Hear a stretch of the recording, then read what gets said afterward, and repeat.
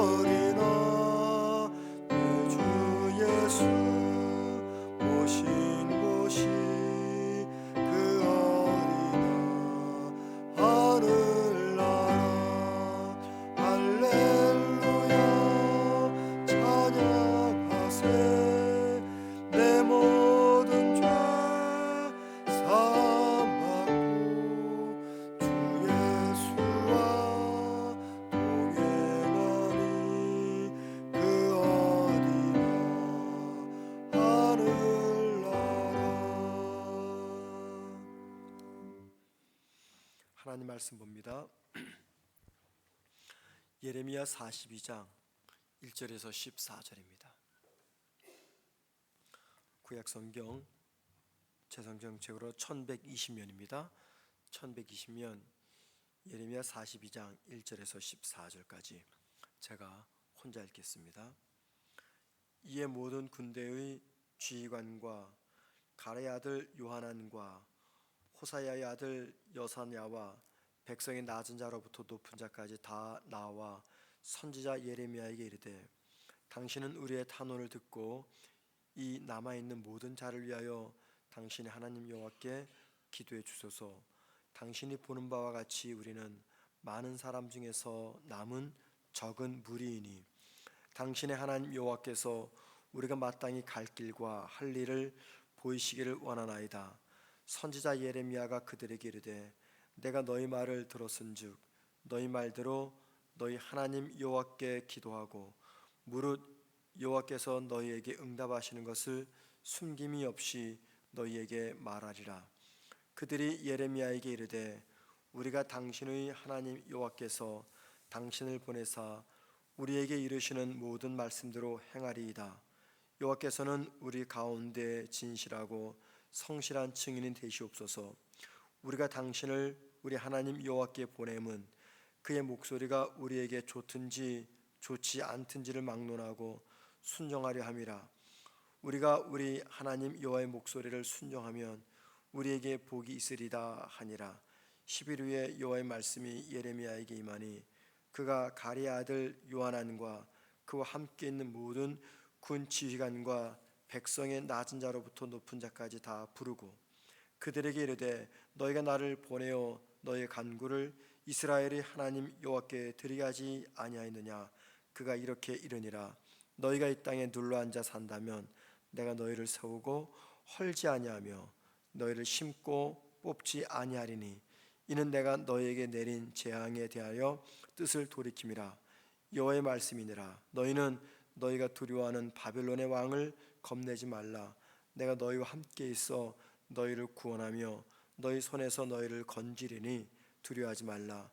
내가 너희를 불쌍히 여기리니 그도 너희를 불쌍히 여겨 너희를 너희 본향으로 돌려 보내리라 하셨느니라. 그러나 만일 너희가 너희 하나님 여호와의 말씀을 복종하지 아니하고 말하기를 우리는 이 땅에 살지 아니라 하며 또 너희가 말하기를 우리는 전쟁도 보이지 아니하며 나팔 소리도 들리지 아니하며 애굽의 양식의 궁핍도 당하지 아니하는 애굽 땅으로 들어가 살리라 하면 잘못되리라. 아멘. 우리가 살다 보면은 정말 예상치 못한 힘든 순간들이 찾아올 때가 종종 있습니다. 아마도 여러분들이 살면서 그런 일을 겪으실 거예요. 제일 먼저 경제적인 불안이겠죠. 갑자기 경제적 어려움이 찾아올 때가 있습니다. 또 건강의 문제가 찾아옵니다. 일종의 위기입니다. 또 가정의 문제가 있고요. 또 직장에서의 갈등이 있습니다. 이 모든 것들은 위기며 우리가 원치 않은 것인데 마치 도적이 우리의 집을 찾아오듯이 이런 모든 위기와 아픔과 문제들은 우리가 예상하지 못한 순간에 찾아옵니다. 그때 우리가 갖는 고민은 뭐냐면 이 문제 어떻게 해결할까? 누구를 만나면 좀 도움받을까? 어떤 방법을 취하면은 좀 문제가 해결될까?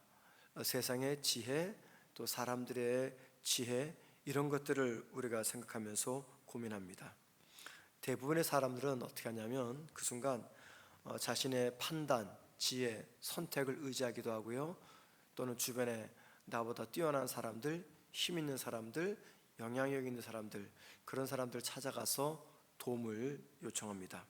그런데 이것들의 모두 특징이 있습니다. 우리에게 평안을 주지 않는다는 겁니다.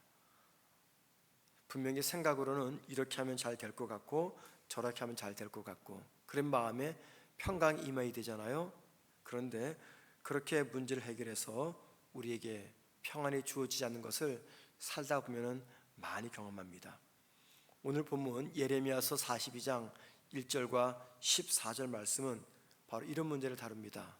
우리가 살면서 어려운 문제를 만났을 때 세상적인 방법이나 사람들을 의지하는 대신에 하나님을 전적으로 신뢰하고 하나님 말씀에 순종하는 것이 우리에게 참된 평안을 가져다 준다라고 하는 이 말씀을 담고 있습니다. 오늘 본문은 크게 세 부분 나누죠. 첫째는 1절부터 6절까지는요 이스라엘 백성이 예레미야에게 하나님의 뜻을 묻는, 즉 하나님께 요청하는 장면이 나옵니다. 우리가 어제까지 본 말씀은 어떤 내용입니까? 바벨론이 유다 땅을 다 정복을 하고 거기에 총독을 세웠습니다. 그다랴라는 총독을 세워서 바벨론 대신에 유대 땅을 다스리라고 말했습니다. 그랬더니 이스마엘을 비롯한 그를 따르는 많은 사람들이 총독이었던 그다랴와 저 총독에 속했던 사람들을 그만 살해하고 맙니다.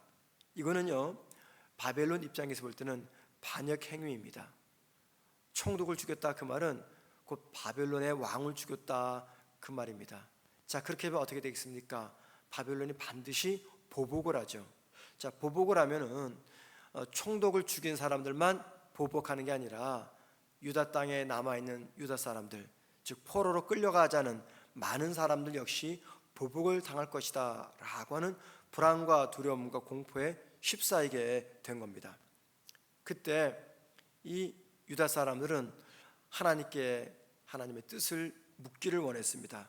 그 상황 속에서 바벨론의 보복을 피해 애굽으로 도망갈지 아니면 그냥 유대 땅에 남아 있을지 이 고민과 걱정이 된 겁니다. 그래서 예레미야를 찾아가서 하나님께 좀 뜻을 물어달라고, 하나님 우리가 어떻게 하면 좋겠느냐고 예레미야에게 하나님께 뜻을 알려달라는 요청을 합니다. 이게 1절부터 6절 말씀이죠. 두 번째는 7절부터 12절 말씀으로서 하나님의 응답의 이야기입니다. 열흘 후에 예레미야는 하나님의 응답을 받습니다.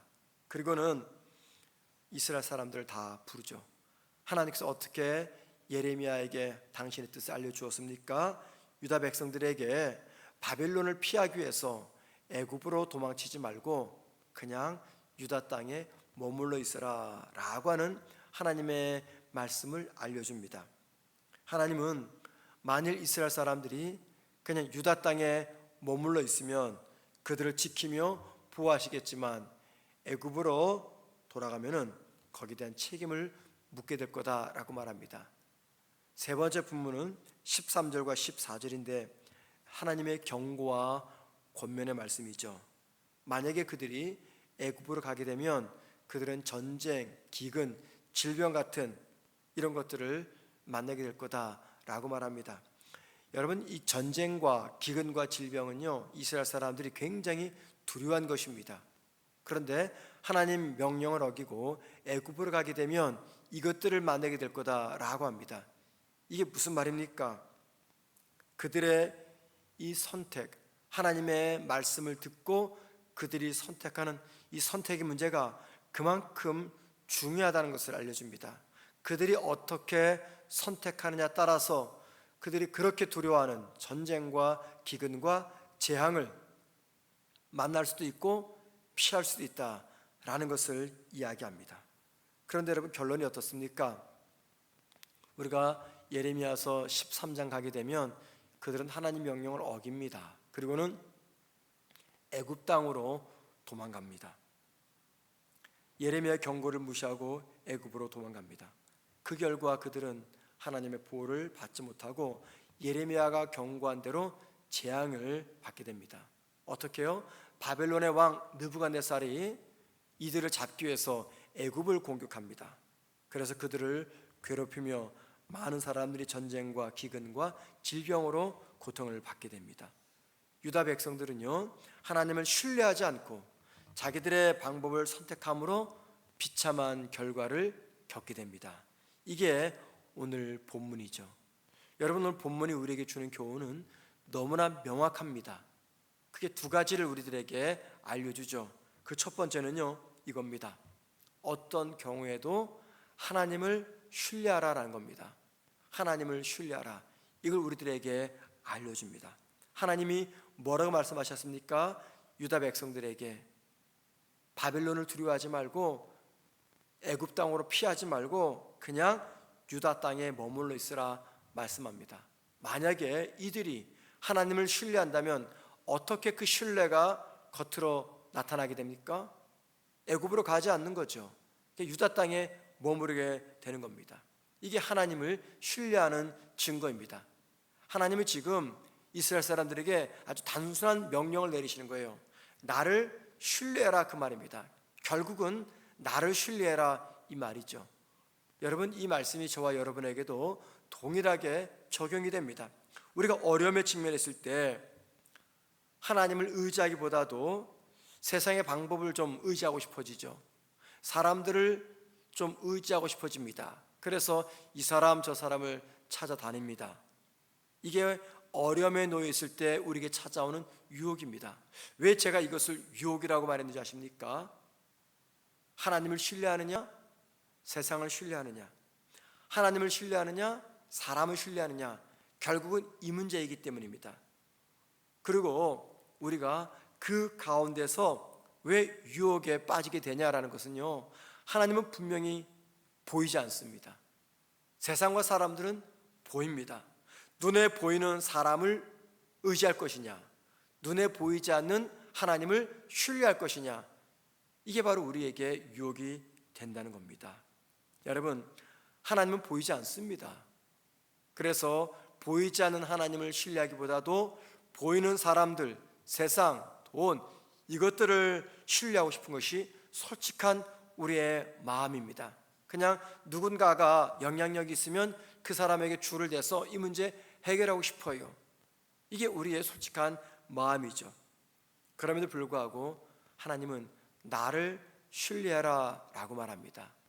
여러분, 왜 하나님을 신뢰해야 됩니까? 왜 그렇습니까?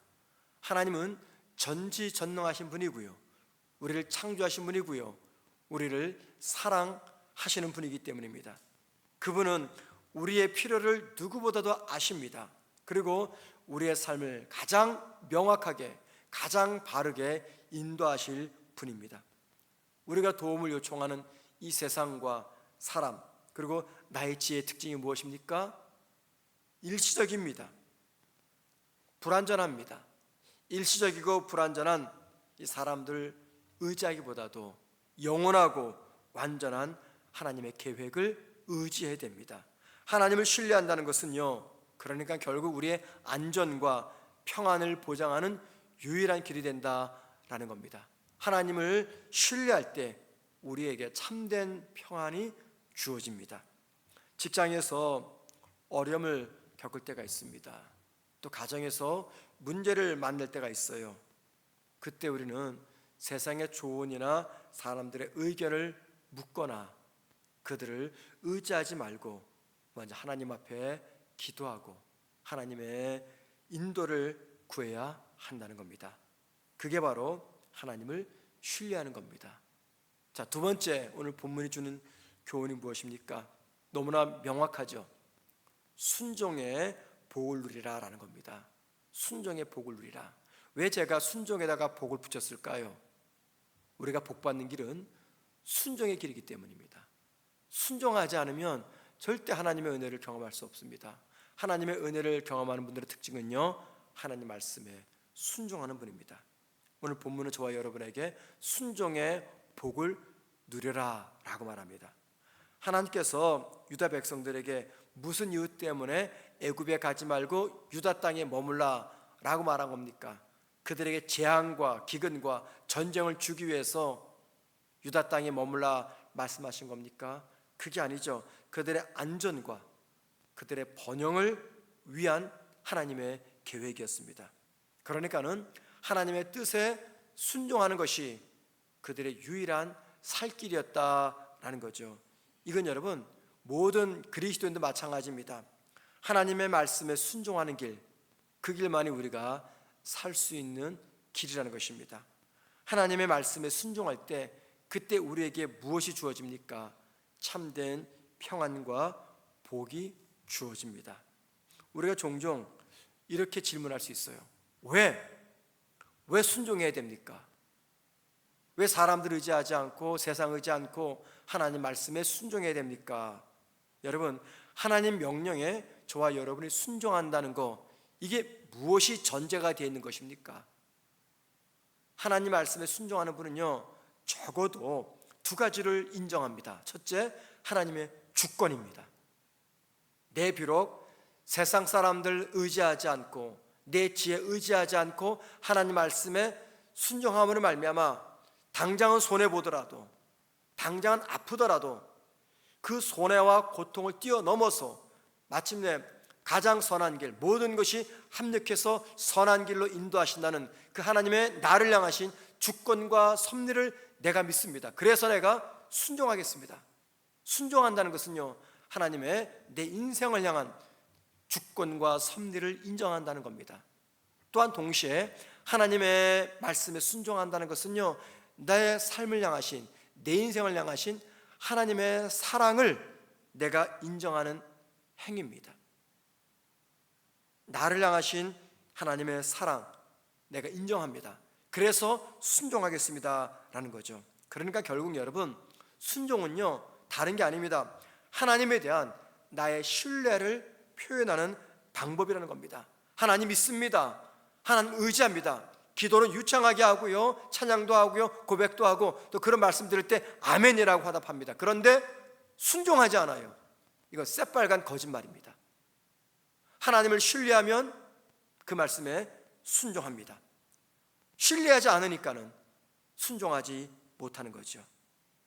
또한 여러분, 하나님께서 저와 여러분에게 순종의 말씀을 전하실 때 결국 그 말씀의 끝은요, 우리의 유익이라는 것입니다. 그래서 이러한 이유들 때문에 우리가 도무지 이해할 수 없는 상황에서도 하나님의 계획은 선하십니다 라는 것을 믿고 그 말씀에 순종하게 되는 거죠. 순종을 통해서 하나님께서 약속하신 축복과 보호를 경험할 수가 있습니다. 만약에 이스라엘 사람들이 하나님께서 유다 땅에 머물러 있으라 했을 때 모든 상황은 여기 머무르면 분명히 죽을 수밖에 없는 그런 상황입니다. 바벨론이 쳐들어옵니다. 그럼에도 불구하고 하나님에 대한 신뢰가 있다면 어떻게 하겠습니까? 유다 땅을 떠나지 않게 됩니다. 여러분, 하나님의 뜻에 순종하면 우리는 하나님의 인도를 누리게 됩니다. 오늘 말씀은 저와 여러분에게 분명한 말씀을, 뜻을 알려줍니다. 우리가 어려움에 처했을 때 세상적인 방법이나 사람들에게 의지하지 말고 하나님께 피해야 된다라는 겁니다. 하나님께 피한다는 것은 결국 하나님을 신뢰하고 그 말씀을 순종한다는 겁니다. 하나님을 신뢰하고 그 말씀에 순종하는 그런 오늘 하루 삶을 살아가는 우리가 되기를 주님의 이름으로 축원을 드립니다. 기도하겠습니다. 하나님, 오늘 말씀을 통해서 우리가 어려움에 처했을 때 누구에게 피해야 될지 깨닫게 하시니 감사합니다. 우리의 삶에서 언제나 하나님을 신뢰하고 하나님의 인도하심을 따르게 하시며 그 결과로 주시는 평안과 복을 누리게 하여 주옵소서. 예수님의 이름으로 기도합니다. 아멘. 하늘에 계신 우리 아버지여, 이름이 거룩히 여김을 받으시오며 나라의 마옵시며 뜻이 하늘에서 이룬 것 같이 땅에서도 이루어지리다. 오늘날 우리에게 일용할 양식을 주옵시고 우리가 우리에게 죄 지은 자를 사하여 준 것 같이 우리 죄를 사하여 주옵시고 우리를 시험에 들게 하지 마옵시고 다만 악에서 구하옵소서. 대개 나라와 권세와 영광이 아버지께 영원히 싸움나이다. 아멘. 기도하시겠습니다. 기도하실 때 삶의 모든 순간 하나님의 인도하심을 구하고 하나님을 신뢰하게 하옵소서. 기도하십시다. 하나님을 인도하심을 구하고 하나님을 신뢰하게 해달라고 기도하시고, 두 번째, 하나님 말씀에 순종하는 마음을 갖게 하시고 순종을 통해서 평안을 누리게 하옵소서. 말씀에 순종하고 평안을 누리게 달라고. 마지막 세 번째, 오늘 수요예배 드립니다. 원근 각처에서 많은 성도들이 예배 참석하는데 예배를 통해서 하나님의 사랑과 은혜를 체험하게 달라고 기도하신 다음에